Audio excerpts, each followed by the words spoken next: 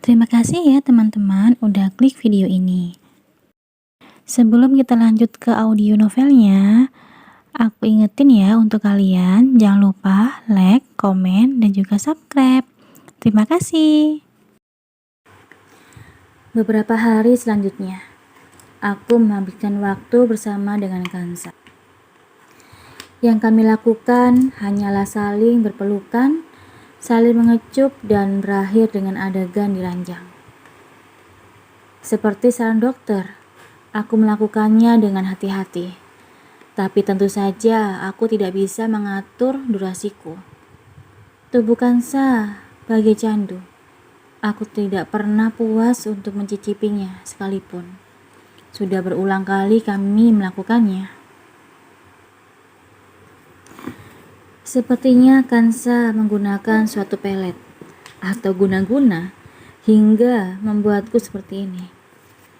Aku benar-benar tidak berdaya di depan wanita itu. Andaikan wanita itu menyuruhku untuk mati, untuk membuktikan perasaanku, aku benar-benar akan melakukannya. Aku telah menjadi budak dari seorang Kansa Aulia, dan aku yakin hal ini akan berlangsung selamanya. Hari ini adalah hari ketigaku mengambil cuti. Aku berencana untuk keluar dari perusahaan tidak lama lagi. Tujuanku masuk ke perusahaan sudah tercapai, yaitu Kansa. Perusahaan juga sudah kembali stabil. Jadi tidak ada alasan bagiku untuk tetap bertahan. Aku hanya perlu menunggu direksi pulang dari luar negeri untuk berpamitan. Aku akan fokus pada perusahaanku sendiri dan membantu Papa mengurus perusahaan yang ditinggalkan Aaron. Itu adalah rencanaku. Namun, ternyata direksi berpikiran lain. Direksi tampak menyukai pekerjaanku, sehingga beliau memberiku beberapa tugas tambahan sebelum aku benar-benar keluar dari perusahaan. Pada akhirnya aku menyanggupi permintaan beliau. Aku meminta pada direksi untuk menjadikan Winda sebagai sekretaris pribadiku, dan beliau mengizinkannya. Aku berencana untuk membuat Winda selalu berada di dekat istriku. Aku menyukai kinerja Winda yang tegas dan loyal.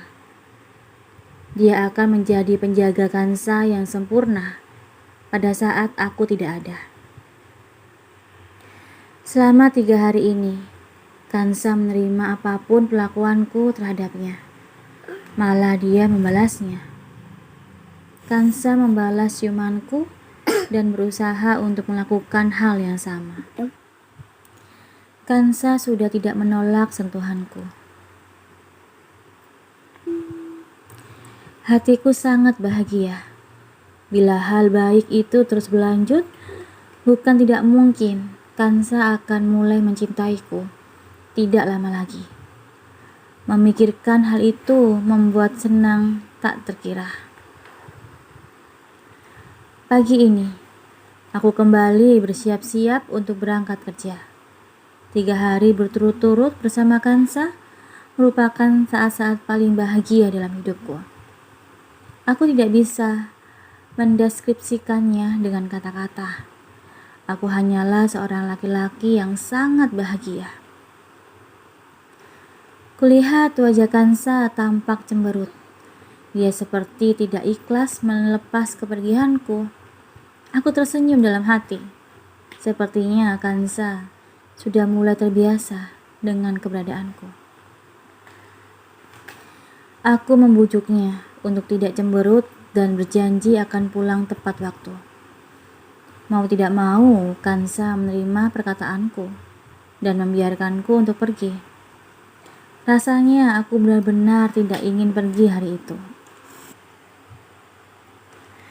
Tapi direksi meminta bantuanku untuk memeriksa beberapa cabang yang disinyalir melakukan tindakan fraud.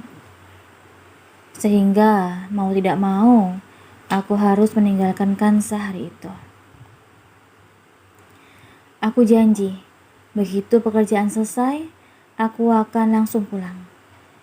Jaga diri baik-baik di rumah. Jangan keluar tanpa izin dariku, oke? Iya. Sini, cium aku. Aku kembali melumat bibir Kansa, memenuhi dahagaku. Kansa benar-benar candu. Belum apa-apa, tubuhku sudah kembali menegang karenanya. Aku harus segera menghentikan pergumanan bibir, karena kalau tidak, hal ini akan berlanjut pada hal lainnya. Aku melepaskan pangutan bibir kami. Mengambil nafas dalam-dalam, berusaha menjernihkan pikiran yang mulai berkabut karena gairah. Berat meninggalkan Kansa seperti itu, sementara tubuh dan hatiku begitu menginginkannya. Aku melakukan beberapa kunjungan ke cabang-cabang di wilayah Jawa Barat yang melakukan tindakan fraud. Sebenarnya untuk masalah fraud sendiri bukan ranah dan kuasaku. Aku hanyalah GH dari divisi bisnis. Yang patut kuperhatikan hanya pertumbuhan perusahaan dari segi bisnis, yaitu lending dan funding. Ikut campur dalam masalah front itu tidak ada sangkut pautnya dengan job deskku. Namun karena direksi meminta bantuanku untuk melakukannya, maka aku memenuhi permintaannya. Aku pikir sebagai balas budi, karena secara tidak langsung berkat beliau juga aku bisa memiliki Kansa. Seharian aku sibuk menemani divisi anti-fraud dan melakukan beberapa sidang internal. Ketika ada jeda waktu sebentar, Winda akan mendekat padaku dan menunjukkan foto-foto Kansa. Melihat fotonya saja sudah membuatku rindu setengah mati. Tidak terbayang bila harus mendengar suara atau melihat wajahnya. Pasti aku akan meninggalkan pekerjaanku dan terbang ke pelukannya. Untuk menghindari hal itu, aku memutuskan untuk tidak menghubungi Kansa secara langsung. Aku menyuruh Winda untuk melakukannya. Aku takut hatiku akan goyah dan pergi menemui Kansa saat itu juga. Aku pikir ini adalah keputusan yang benar.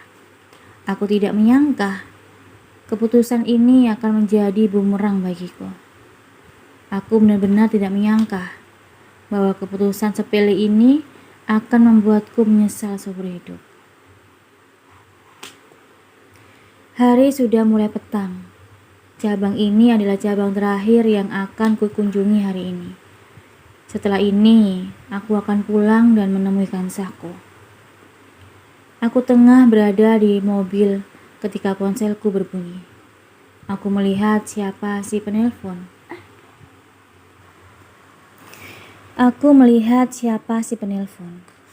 Di layar tertulis kata rumah. Jantungku berdetak lebih cepat ketika mengetahui siapa yang menelponku. Aku langsung mengangkat panggilan itu. Iya, Ma, ada apa? Apa terjadi sesuatu pada Aron? Tidak, Al. Kakakmu baik-baik saja. Menurut dokter, kondisinya stabil. Al, bagaimana kabar Diana? Seharian Mama telepon tidak diangkat. Apa dia baik-baik saja? Mama khawatir dengan kondisinya. Dia sedang hamil, Al. Tidak ada Aron di sisinya. Kasihan sekali nasibnya. Kamu harus menjaganya, Al. Mama benar-benar merasa kasihan kepadanya. Mama mulai terisak. Aku berusaha untuk menghiburnya. Kondisi psikologisnya Mama benar-benar tidak berubah. Mama masih sangat rapuh bila menyangkut keduanya. Di kondisi seperti ini, aku tidak bisa menceritakan keberadaan Kansa. Sepertinya aku harus menunggu waktu yang tepat untuk menceritakan semuanya. Mama masih saja menangis sembari menatapi nasib Diana dan Aaron. Ketika aku berjanji untuk mengunjungi Diana dan akan memberinya kabar sesudahnya. Mama kembali tenang. Setelah tangisan dan curhatan yang panjang, akhirnya panggilan itu pun berakhir. Aku menyuruh supir untuk membawaku pulang. Sesampainya di depan rumah, aku sedikit bingung. Rumahku dan Aaron bersebelahan. Aku bingung harus pulang ke rumahku dulu dan menemui Kansa atau ke rumah Aaron untuk menemui Diana. Setelah beberapa saat berpikir, akhirnya aku memutuskan untuk pergi menemui Diana. Mama sangat ingin tahu kabar Diana, jadi aku harus memberi laporan sesegera mungkin. Aku menekan bel rumah. Beberapa saat kemudian, pintu terbuka dan security mempersilakanku untuk masuk. Aku duduk di ruang tamu dan memperhatikan sekitar. Tempat itu tampak sama seperti terakhir kali aku datang. Banyak foto Diana dan Aaron menghiasi ruangan itu. Kebanyakan foto-foto ketika mereka bertunangan beberapa tahun silam. Aku kagum pada Diana. Dia benar-benar bertahan dengan Aaron yang mengacukannya. Setidaknya Diana lebih berani mengungkapkan perasaannya dibandingkan aku yang pengecut ini. Terima kasih ya udah dengerin audio Eva Family. Dengerin terus ya audio Eva Family di YouTube Eva Family. Sampai jumpa. Bye-bye.